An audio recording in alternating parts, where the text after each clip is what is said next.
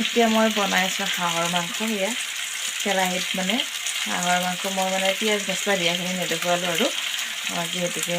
কিবা কিবি অলপ কৰি থাকোঁতে মানে ৰৈ গ'ল সেইখিনি দেখুৱাবৰ কাৰণে আৰু আনফালে মই মাছ মানে ফ্ৰাই কৰি আছোঁ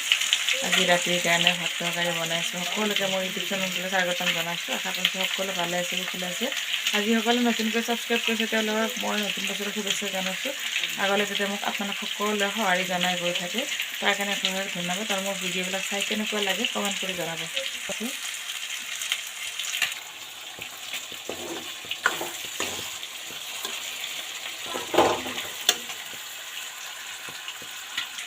কালাৰটো কেনেকুৱা হৈছে গাইজ ক'ব দেই আৰু মানে ইয়াতে তলত মই মাছ ফ্ৰাই কৰিছোঁ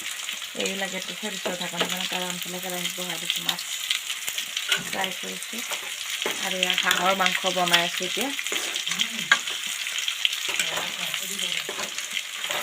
মানুহজনে কৈছে মোবাইলত ভিডিঅ' বনাই তৰকাৰীখন বেয়া নকৰিবি গাইজ সেইকাৰণে বেছি সময় দীঘলীয়া ভিডিঅ' নবনাওঁ আৰু